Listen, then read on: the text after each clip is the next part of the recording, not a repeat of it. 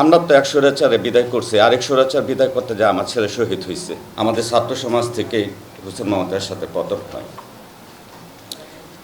BNP সরকার ক্ষমতা আসে 91-এ, আমি সরকার আমলে আমি 96 ইন্টারমিডিয়েট পরীক্ষা দিয়ে দেশান্তর হই। আমি বিগত 7.5 বছর সিঙ্গাপুর অবস্থান করে বাংলাদেশে ফিরি। ফেরার পরে আমি বিয়ে শাদী করি। আমার একটাই মাত্র সন্তান হয়, যে আব্দুল্লাহ মাহি। তাকে আমি 3.5 বছরের দেশে রেখে আবার লিবিয়াতে চলে যাই। 2020-এ আমি লিবিয়া থেকে দেশে ফিরি মার্চের 6 তারিখ। মার্চের 11 তারিখে লকডাউন। 7 মাসের ছুটিতে এসে আমি আর বাইরে যেতে পারি না। আমার ছেলের স্বপ্ন ছিল সে কম্পিউটার ইঞ্জিনিয়ার হবে। এবার এসএসসি পরীক্ষায় পাশ করছে, 16 বছর বয়স। সামনের মাসের 11 তারিখে 17 বছর পড়বে।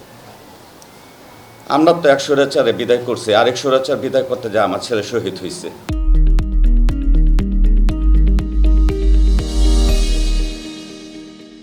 আমরা দেশের জন্য আর কত কিছু করব। আমার জীবন যৌবন সবই চলে গেছে বিদেশের মাটিতে। দেশের জন্য যুদ্ধ করছি।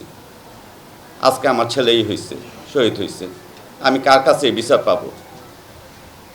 কে আমার এই উত্তর দিবে প্রশ্নের? আর কত মা বোনের সন্তান এভাবে জ্বলে যাবে? কত বুক খালি হবে? দেশে কি কখনো শান্তি আসবে না? আমি আপনাদের কাছে একটা অনুরোধ করব, এত ছেলে মেয়ের জীবন গেছে, তাদের জন্য একটা সুষ্ঠু বিচার হয়, সেভাবে আপনারা একটু উদ্যোগ নেবেন। দেশের জন্য সচল হয়,